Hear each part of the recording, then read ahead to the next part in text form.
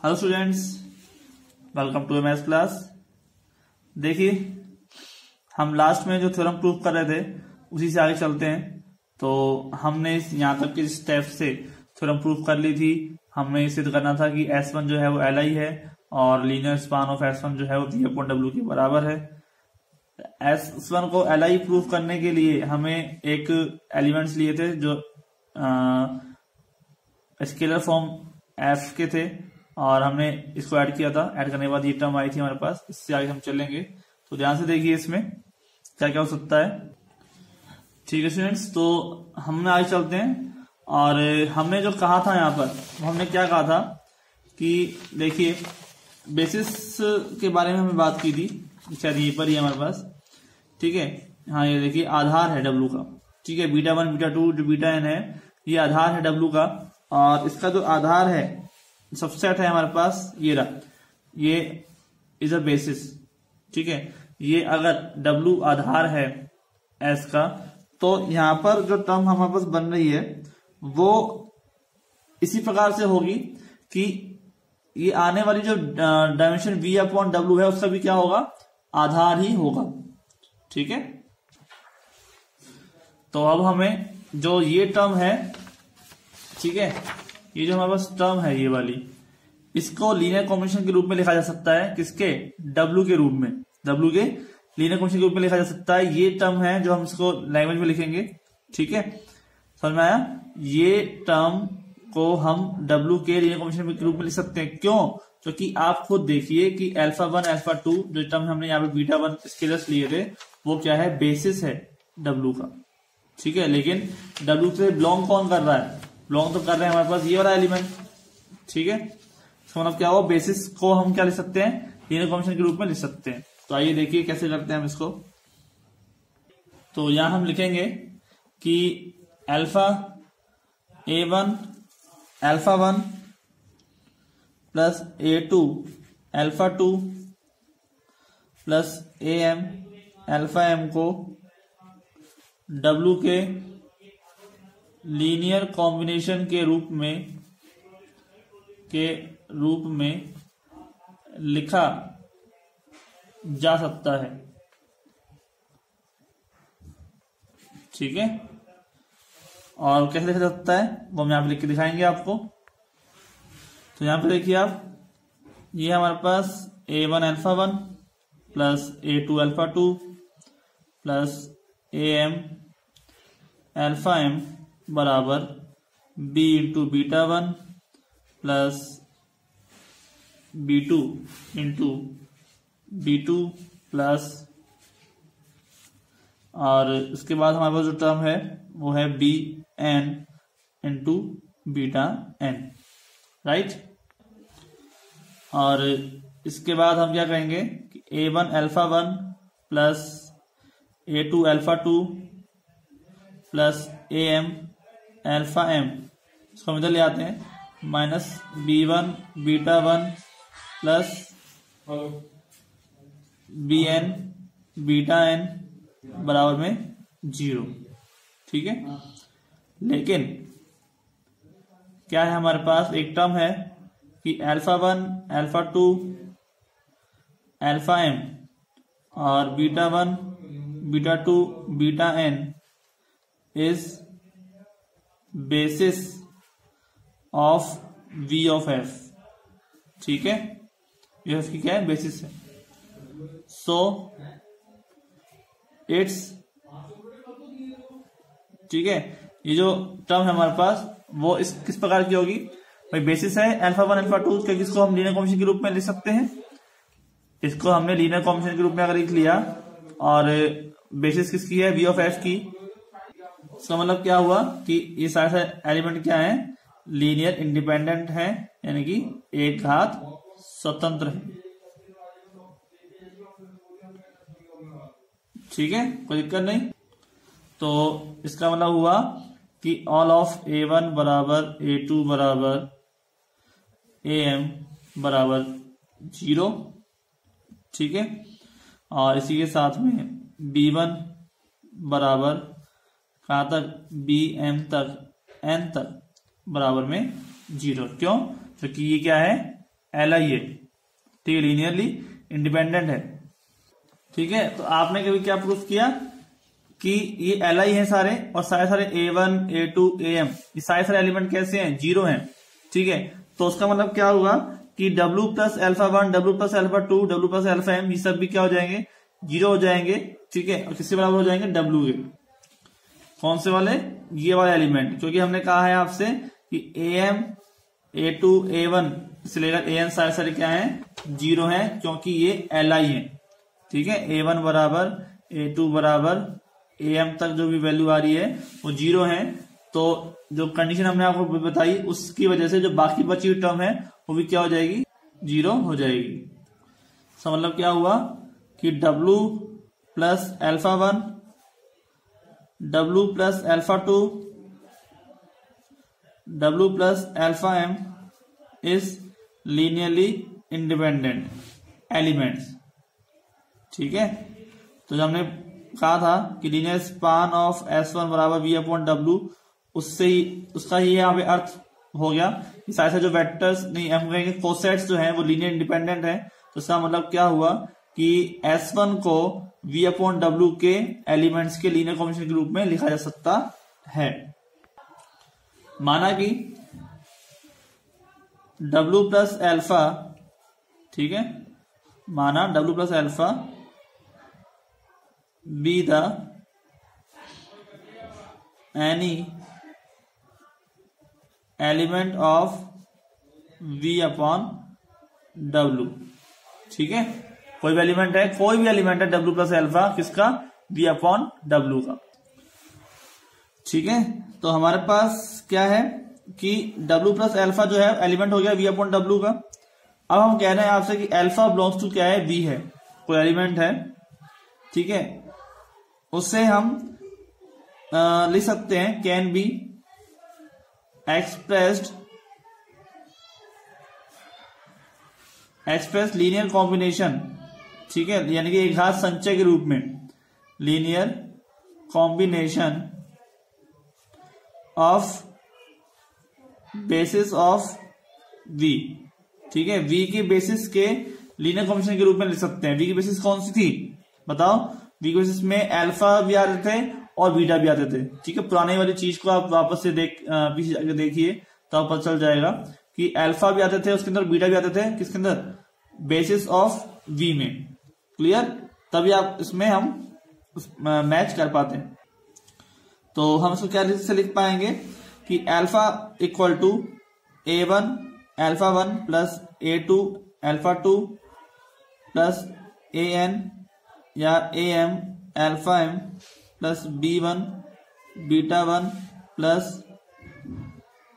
BN beta M। ठीक है, यानी कि अल्फा को हम इसके कॉम्बिनेशन के रूप में लिख पा रहे हैं। ठीक है, तो आप देखिए इसमें हमारे पास जो बीटा 1 B1 बीटा 1 इस टाइप के सारे एलिमेंट हैं। ठीक है, उसमें अब भाई A1 अल्फा 1 तो हम ऑलरेडी कह चुके हैं कि ये सब क्या कहां से आ रहे हैं, W में से आ रहे हैं। तो अब सॉरी W में से V में से आ रहे हैं। जो बीटा 1 बीटा 2 थे ये सब बेसिस थे किसके, W के। इसका मतलब क्या है कि W को उसके बेसिस के लीनियर कॉम्बिनेशन के रूप में लिख सकते हैं। ठीक है, तो अब हम आपसे कहेंगे कि एक बार के लिए, कुछ देर के लिए हम मान लेते हैं कि इसको हम A मान के चल रहे हैं। ठीक है, तो A plus A1 alpha 1 plus A2 alpha 2 plus AM alpha M। ठीक है, यहां पर A बिलोंग कर रहा है किससे, W से, राइट, एक से बिलोंग कर रहा है W से। तो A plus alpha 1 A1 alpha 1 A2 alpha 2 और AM अल्फा M, इसको हम लिख पा रहे हैं। क्लियर, तो अब स्टार्टिंग में लिखना इसको या बाद में लिखना इससे कोई वाली दिक्कत वाली बात नहीं, क्योंकि ये प्लस वाली टर्म है, तो प्लस वाली टर्म में तो कम्यूटेटिव प्रॉपर्टी फॉलो करती है। ठीक है, तो हम आगे चलते हैं।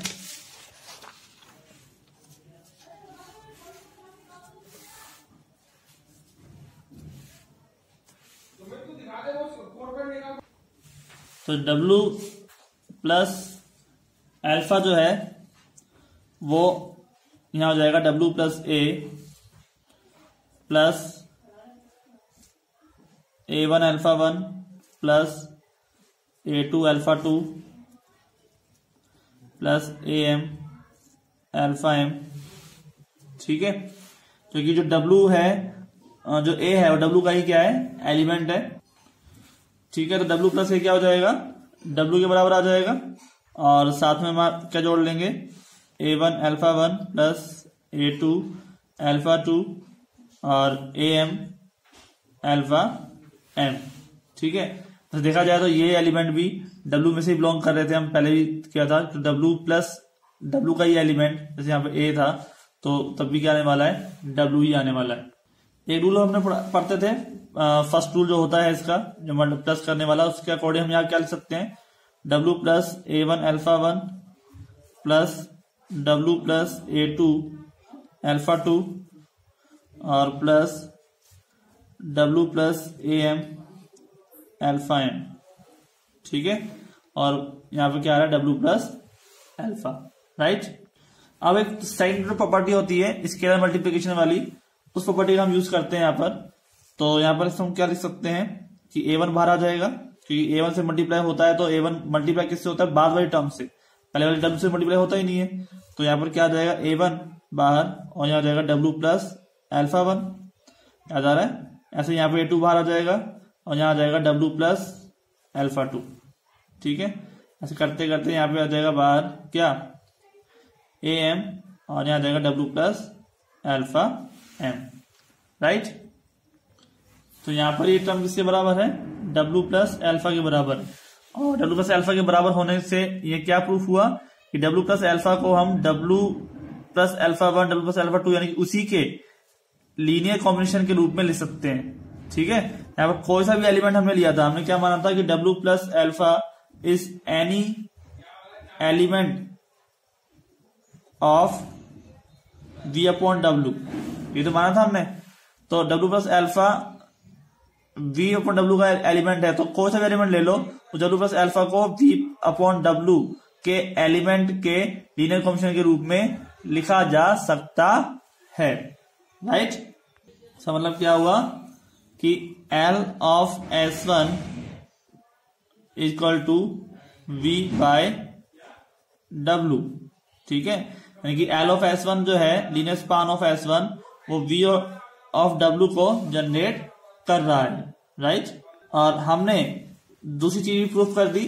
फर्स्ट चीज थी हमारे पास कि S1 इज क्या है, Li है।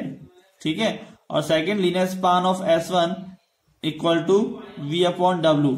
तो जैसे ही आप ये दोनों चीज प्रूफ कर देते हो, तो उसका मतलब क्या हो जाता है कि S1 इज बेसिस यानी कि आधार ऑफ V अपॉन W। ठीक है, तो dimension of V upon W जो है वो किसके बराबर हो जाएगा, इक्वल टू क्या हो जाएगा, M। क्यों M क्यों आएगा, क्योंकि आपको पता है कि डायमेंशन V अपॉन W का बेसिस कौन है, S1 है, और S1 के अंदर कितने एलिमेंट हैं, M एलिमेंट है। तो समझ में आ गया कि S1 जो है बेसिस है V अपॉन W का।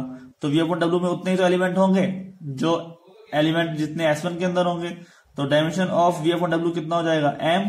तो हमारे पास यहाँ पे जो प्रॉपर्टी थी dimension of V upon W equal to dimension of V minus dimension of W, ये इक्वल हो गई, प्रूफ हो गई, क्योंकि इसकी वैल्यू भी M है और इसकी वैल्यू भी हमने M ली थी, क्योंकि यहाँ पर M plus N minus M हुआ था, जिसकी वजह से क्या आया था, M आया था। हमने पहले ही प्रूफ कर चुके हैं इस टर्म को, आपको ध्यान में होगा, तो मैं आपको दिखा देता हूं, देख लीजिए आप।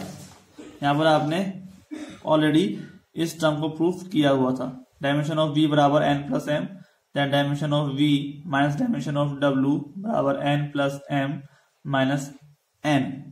ठीक है, तो ये तो आपका हो गया था RHS वाली टर्म, और ये वाली टर्म हमारे पास कितनी हो गई थी, ये हो गई थी हमारे पास LHS।